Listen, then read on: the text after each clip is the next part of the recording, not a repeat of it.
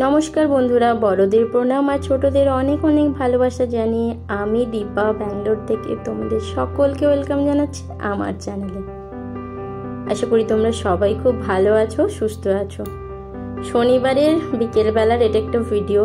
সাধারণ মধ্যবিত্ত পরিবারের মেয়ে আমি, তো প্রথম থেকে ইচ্ছা ছিল খুব কিছু করার, নিজে কিছু করার। সত্যি কথা বলতে গ্র্যাজুয়েশন করার পর এখন আর মেয়েদের কোনো সুযোগ থাকে না সেরকম যে কোনো কর্পোরেট সেক্টরে চাকরি বা কোনো কিছু। তো যেহেতু আমার স্পিকিং পাওয়ার ইংলিশ বা হিন্দির খুব বেশি নয়, তো এখানকার গ্র্যাজুয়েশন হলে কোনো ছোটোখাটো স্কুলের চাকরি সবাই পেয়ে যায় ব্যাঙ্গালোরে, মানে ওই যে প্রাইমারি এরকম। তো আমার যেহেতু স্পিকিং পাওয়ার খুব বেশি ভালো নয়, তো সেই জন্য সেরকম কোনো চাকরি আমি পাইনি আপাতত এখনও। বড় চাকরি করে আইটি সেক্টরে, বেশ টাকা স্যালারিও পায়, কিন্তু নিজে কিছু করার একটা খুব চেষ্টা ছিল। তো ভাবলাম আমি রান্নাটা তো মোটামুটি ভালোই করি, যাকেই খাওয়াই সে ভালোই বলে। তো এরকম একদিন ভাবছিলাম। তারপর ফ্ল্যাটে আসার পর হয় না যে খুব কিছু লোকজনের সঙ্গে খুব বেশি ক্লোজ হয়ে যায়। তো সেই রকম একটা 001-এ, যার নাম না বললেই নয়, গায়ত্রী দিদি।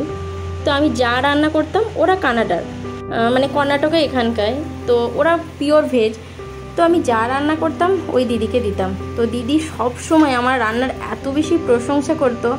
তারপরে একদিন ওই আমাকে বললো, তুমি এত সুন্দর রান্না করো, কেন এখানকার সমস্ত লোকজনই তো প্রায় হোম ডেলিভারি খায় বা কোনো অর্ডার দিয়ে খায়, তুমি কিছু কেন শুরু করছো না?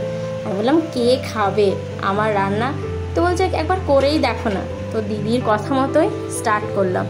একদিন হঠাৎ করে আমাদের যে একটা কিটি গ্রুপ আছে, সেখানে একটা বিরিয়ানি অনেক দিন আগে বাপের বাড়িতে বানিয়েছিলাম, সেই ফটোটাই ছিল। বিরিয়ানি আর একটা চিকেন চাপ আর একটা ফিশ ফ্রাইয়ের ছবি সেখানে আপলোড করলাম। দেখলাম সাথে সাথেই রেসপন্স এসছে, এই ফিশ ফ্রাইটা কবে পাওয়া যাবে। তো যখন আমি আপলোড করেছিলাম তখন আমাদের অসৌচ ছিল।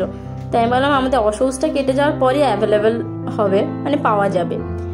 তো সেদিনই 2টো বিরিয়ানি আর ফিশ ফ্রাইয়ের অর্ডার ছিল। তো ফিশ ফ্রাইটা এখন আমি দিতে পারিনি। তো যে অর্ডারটা দিয়েছিল, আমি বলেছিলাম যে চিকেন চাপ বানাবো, নেবে? বললো হ্যাঁ নেবো না, কতদিন বাঙালি রান্না খাইনি। তো সত্যি কথা বলতে এত সবাই অ্যাপ্রিসিয়েট করলো ব্যাপারটাকে। তো ভাবলাম তাহলে কেন, নিজের ঘরে বসে মানে নিজের যেটা শখ সেটা করতে পারছি, তো কেন করব না। সেইভাবেই আমার এই নতুন জার্নি শুরু। জানি না কতটা কি এগোতে পারবো। তো তবে সবার এখনও অবধি পুরো একটা উইকেন্ড আমি করলাম, তো সবার খুব ভালো রেসপন্স পেয়েছি। সবাই এত বেশি পছন্দ করেছে আমার খাবার, সত্যি আমি আপ্লুত। মানে বাড়ির লোকজন হয়তো সেইভাবে কোনোদিন প্রশংসা করেনি, ভালো লাগলেও বাড়ির বউ রান্না করেছে তো সেই জন্য অতটা বেশি দেয়নি যে এরকম ব্যাপার।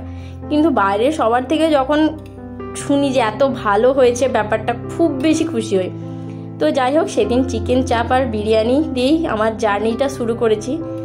টুকটাক ঠাকুরের আশীর্বাদে অর্ডার এখনো অবধি পেয়ে যাচ্ছি। তো যাই হোক, নতুন একটা জার্নি শুরু করছি। ভীষণ ভয় লাগছিল প্রথম দিন, অনেকটা ভয় আর অনেকটা সাহস নিয়ে শুরু করলাম। আর পাশে যে মানুষটা আছে সেটা তো সবসময়ই সাপোর্ট করে আমাকে। আর তাছাড়া উইকেন্ডে আমাদের বাড়িতে বিরিয়ানি এরকম হয়েই থাকে, কারণ আমরা সবাই বিরিয়ানি খেতে ভীষণ ভালোবাসি। আর ব্যাঙ্গালোরে যে বিরিয়ানিটা পাওয়া যায় সেটা মূলত খুশকা বিরিয়ানি, মানে মাংস থাকলে সেটা বিরিয়ানি, নাহলে খুশকা। সেইভাবে অর্ডার দিয়ে আমাদের কখনো খাওয়া হয়নি, বাড়িতেই বানাই আর বাড়িতেই খাই। তো দেখলাম বাড়ির থেকে যখন বানাচ্ছি আর একটু অল্প বেশি বানাতে হবে। তো সেইভাবেই শুরু করলাম। এই যে আজকে মোট ছিল 3 প্যাকেট বিরিয়ানির অর্ডার আর একটা চিকেন চাপের। এখন তারই প্রিপারেশন করছি, মানে পুরোটা বিরিয়ানি হয়ে গেছে, এখন প্যাকেজিং করছি। তো প্রথম দিন বুঝতে পারছিলাম না কত কি করব। তো যাই হোক, শুরু করে দিলাম। সবার আশীর্বাদে মোটামুটি ভালোই চলছে। তো যাই হোক, এইটুকুই তোমাদের সাথে আজকে শেয়ার করার ছিল। তো ভিডিওটা তোমাদের কেমন লাগলো অবশ্যই জানিও, যদি ভালো লাগে একটা লাইক করে দিও। তো আজকের মতো টাটা, সবাই ভালো থেকো, সুস্থ থেকো।